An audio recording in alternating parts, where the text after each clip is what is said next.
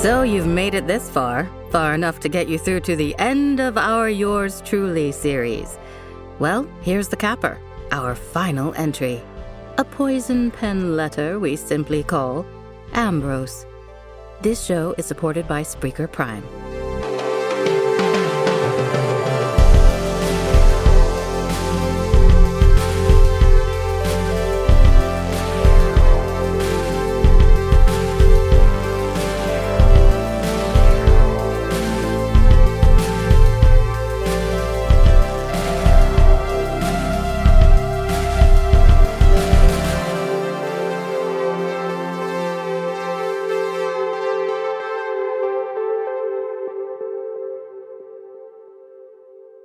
When life and the world around us become too much to bear, well, how many of us have fantasized about curling up in a ball and just vanishing to that secret place that no one knows about?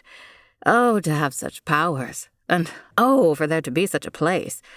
Sweet sanctuary, lasting peace. But who is ever really ready to take such a journey, where there are too many unknowns and perhaps no way back? Fact. Over 100 years ago, the great American man of letters, Ambrose Bierce, mysteriously disappeared and was never heard from again.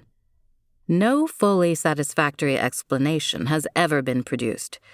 All that remains is the work, perhaps the best remembered being his caustic and satiric Devil's Dictionary.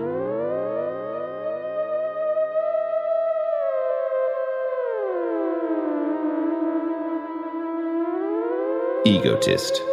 Noun. A person of low taste, more interested in himself than me. Destiny. Noun. A tyrant's authority for crime and a fool's excuse for failure. Heaven. Noun. A place where the wicked cease from troubling you with talk of their personal affairs, and the good listen with attention as you expound upon your own. Immortality. Noun. A toy which people cry for and on their knees apply for. Dispute, contend, and lie for.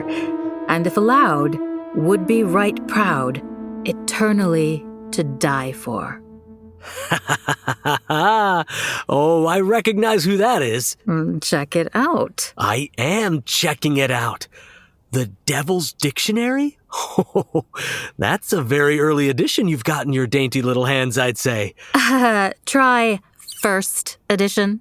No way. Mm-hmm. No. May I? Mm-hmm. Thanks. Wow. Some minor foxing on these pages, but who's complaining? Well, I guess I am. Shut up, Paul. Kidding aside, absolutely remarkable.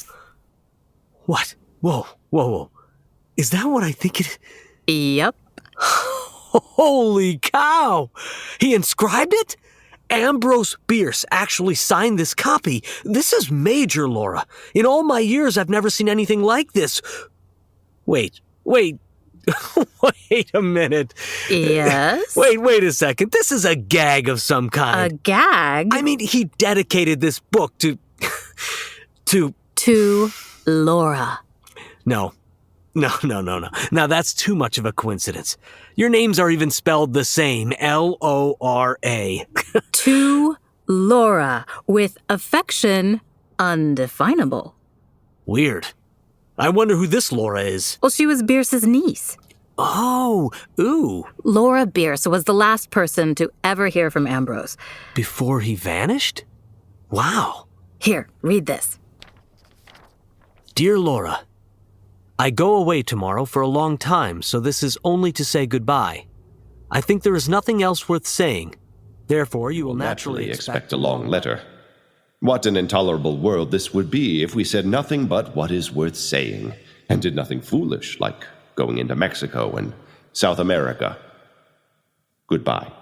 If you hear of my being stood up against a Mexican stone wall and shot to rags, please know that I think that a pretty good way to depart this life.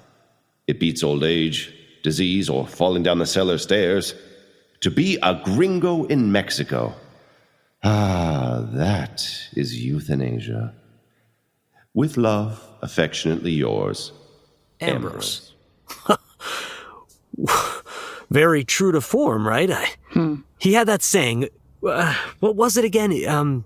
Like his personal motto or something. Nothing matters. That's right. Pretty cute. So that was the last she ever heard from him? No, not quite. There was one more missive postmarked from Laredo, November 6th, 1914. He writes, I shall not be here long enough to hear from you, and don't know where I shall be next. Guess it doesn't matter much. Adios, Ambrose. What a ray of sunshine. So tell me, how much did you pay for that book? Actually, don't tell me. Well, it was all part of a bigger haul I scooped up. It cost me... Don't tell me. Well, you just asked. Don't. Please. I don't want to know. $20 for everything. Ugh, I hate you. Oh, well, that's the spirit. Now you're sounding like Bierce. So, I not only found this book, but I found some other items that I think will be of great interest to the department. I have 2 laundry baskets full of stuff I still have to go through. I hate to burst your bubble, but I don't think anything in those bins is going to top that inscribed first edition, Lora. Maybe. Where did you find this stuff? A flea market? Antique store? Nope. You won't believe it. What? Okay, my washing machine is on the fritz, so I had to haul my dirty clothes to the laundromat. So? Oh, they're renovating the laundromat. And? I'm trying to tell you. Well, go on. They knocked down a wall to expand the place, and...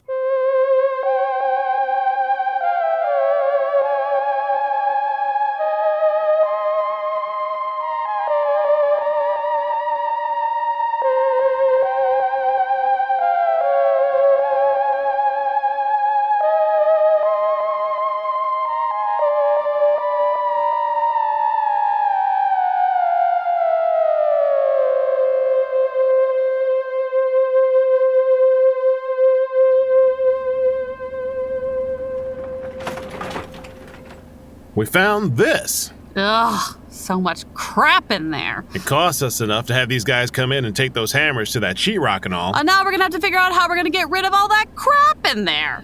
All that stuff in there. You mean crap? It's more than those boys signed up for. I hope it don't cost us. Mr. Hovick. Please. Mr. Hovick was my father's name, and he was a real idiot. So you just call me Herb. All right, Herb. I mean, we're just a small business trying to expand. And this happens. Crap. Well, actually, I was hoping you wouldn't mind if I took a look in there. Now, why would you want to do that? Nothing but crap in there, honey. Oh, well, you're probably right, but... Believe me, I took a good look. And I know crap when I see it. It's crap, all right. I think she gets the point, Lila Lee. Oh, does she now? Well, I just can't help it. It's my nature. I'm intrigued. I'm a historian, and I can't help but notice that this happens to be quite an old building. 150-year-old crap is still crap, right, Herb?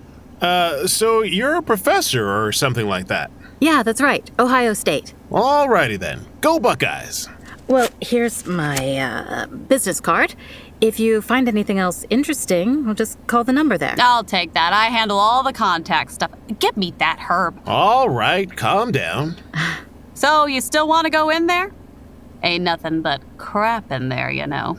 Well, you are probably right, but I still wouldn't mind taking a peek. I don't know. If you fell and hurt yourself, Tripping over any of that crap. last thing we need is a lawsuit. I promise I'll be careful. You sure now? Lila Lee, get the nice lady a flashlight. Oh, you must mean the one with the dead batteries inside. That's all right. I'll use my phone flashlight. Please be careful, all right? Watch your step now. Oh, I'm okay. I'll just climb over. Don't worry about me. I've seen much worse clutter and mess than this. This was a mistake. And I tell you, some people just need to learn the hard. Herb, Lila Lee, What is it? do you have a laundry bin or a basket you could loan me?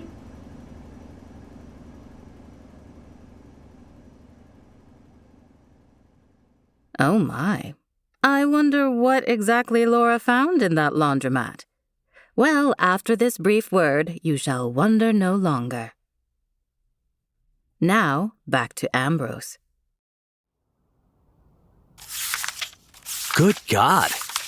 Paul, please be a little gentler with that stuff. I'm a gentle guy. Or don't you remember? That was a long time ago. We're over that, remember? If you say so. You think there's more in that laundromat? This is unbelievable. Maybe. These photographs of Bierce. Wow. Absolutely amazing. I know. Jeez. Who's gonna sort and catalog all this stuff? Well, why do you think I called you over? That's rich. Have you called your publisher yet? I think there might be a book here. You'll be the first to know, if you play your cards right. You want access to my literary cred and pedigree, and that's how you threaten me? When do we get started? Imagine if there's something revelatory here. Yeah. I mean, truly revelatory. A clue, maybe a definitive one that will tell us what actually happened to Bierce. I saw a bottle of wine in your fridge. Not that I like white so much. I'm gentle, but not that gentle. But I'll drink it if you will. An early celebration of sorts? No, not ready to celebrate yet, Paul. God, there's much to do. Will you focus?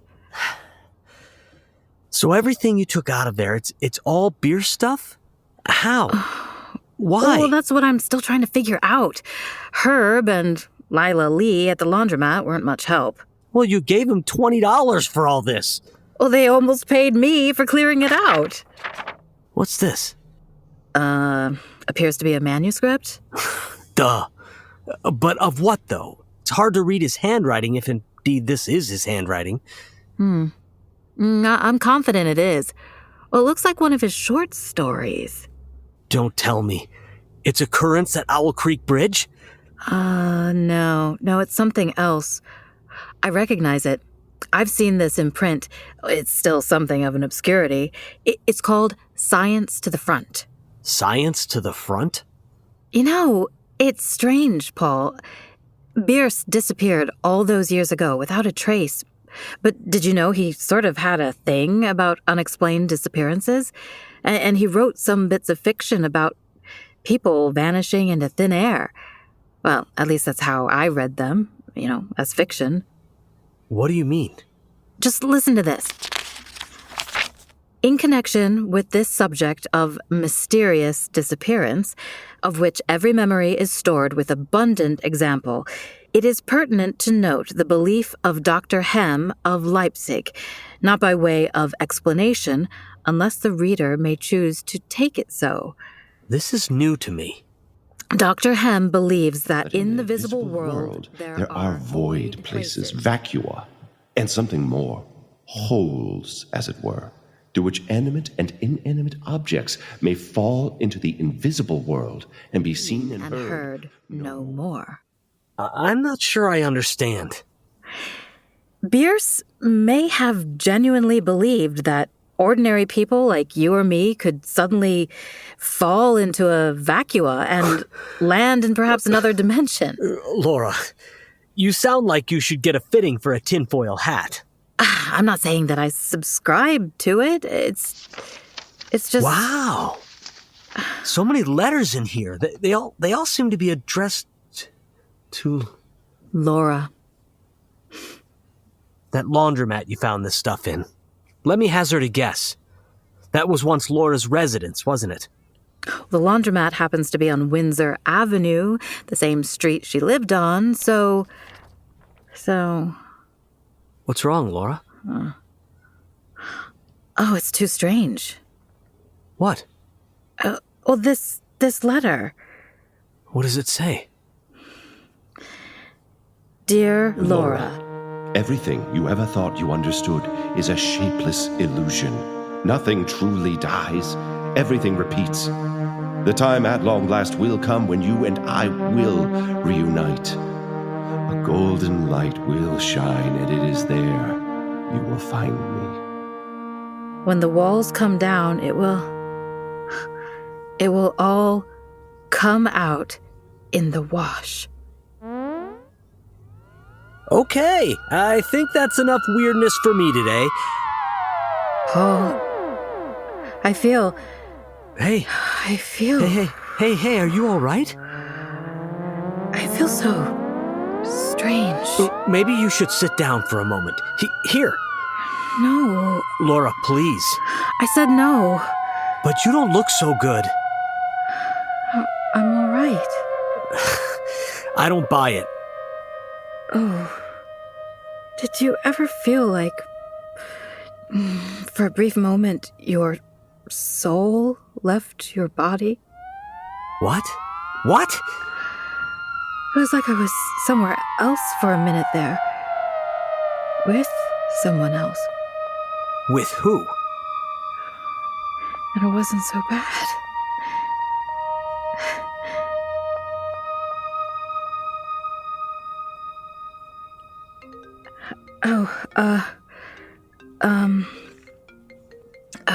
Yes? Yes? What? Hold on. I'll be right over. Just wait for me, okay? Okay, bye. Do me a favor. Stay here, Paul. Start taking some preliminary notes and begin sorting through everything. Can you do that for me? Where are you going? I'll be right back. I'm okay now, I promise. You know, you're a terrible liar, Lora. I'll be fine. I'm going with you. No, you're not. Just stay put.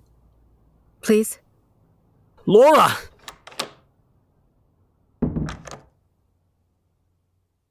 Life. Noun. A spiritual pickle preserving the body from decay. We live in daily apprehension of its loss, yet when lost, it is not missed. Lila Lee? Lila! Oh, it's you. Come here, please. Life's not worth living, and that's the truth. Lila Lee, what is happening? We were just about to close, and... Carelessly caroled the golden youth. It's okay. It's okay. I don't think so. What happened? In manhood, he still maintained that view, It's Herb. What about Herb? and held it more strongly the older he grew. He went in there. That place, and he... When kicked by a jackass at 83. "Go fetch me a surgeon at once!" cried he. He vanished? What just happened?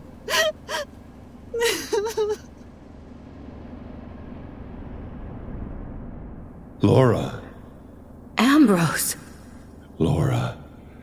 Everything you ever thought you understood is a shapeless illusion. Ambrose. Nothing truly dies. Everything repeats. Nothing matters. Yes. In the visible world, there are void places, vacua holes through which animate and inanimate objects may fall into the invisible world and be seen and heard no more. I fell into such a void. Yes. Yes, so very long ago. You found my void, at long last here, in this place. I knew someday you would. Yes. Now you and I shall reunite. Come to the light you see before you now. I'm afraid, Ambrose. Don't be afraid. I don't know if this is good or bad, right or wrong. Neither do I. But I do know one thing. You'll never be content not knowing. I must know. Yes, you are a seeker, like me. But am I a seeker or just a moth drawn to a flame? What does it matter? Nothing matters. Just you and me. Take my hand. Good. What's going to happen? Don't worry. It will all come out in the wash.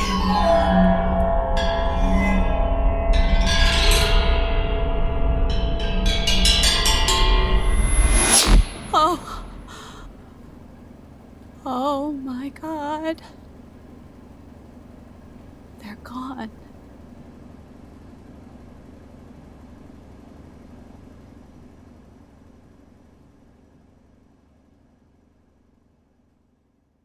Fact: Lora Bierce, the niece of Ambrose Bierce, received the last known letter from her uncle on November 6, 1914. To this day, no one knows what happened to Ambrose Bierce. It remains one of the greatest missing persons cases of all time. It is interesting to note that there are 4 known short stories Bierce published between 1888 and 1909, all having to do with people vanishing into thin air. The Difficulty of Crossing a Field, An Unfinished Race, Charles Ashmore's Trail, and Science to the Front, excerpts of which were featured in the story you just heard. And that was Ambrose. The cast featured in this episode include James Rieser as Ambrose Bierce, Eirik Davey-Gislason as Paul, Alain Laforest as Herb Hovick, Kacie Laforest as Lila Lee Hovick, and the part of Lora was played by me, Ali Silva. Ambrose was written by Silbin Sandovar and directed by Kacie Laforest. Kacie Laforest also took the lead on post-production and sound design for this episode, with audio engineering and musical scoring by Wayne Silver at the Ice Plant Studio in Long Island City, New York. Fireside Mystery Theater is produced by Gustavo Rodriguez and me, Ali Silva, for Fireside Mystery Productions. The intro music for this series was composed by Nico Slater. Lizz Leiser, Kacie Laforest, Mary Murphy, and I comprise the coven of witches that gets things done. And Jason Graves composed our theme music. I don't know if we say it enough, but we are beyond grateful for all of our Patreon patrons who have stuck with us during what has been a pretty tumultuous and difficult past few years. Jennifer Vecchi is the latest superstar patron who deserves all the shout-outs and songs of praises sung from the highest of hilltops. However, since I am not a singer, Jennifer, I will just give you my most sincere thanks and the deepest of gratitude from all of our cold, dark hearts here at Fireside Mystery Theater. Coming up next from Fireside Mystery Theater, she foretold of a day when you would want, nay, need her to come back into your lives. And now, dear friends, that day is drawing nigh. Our resident psychic, Anita, will be back in a new series that is sure to amaze and astound.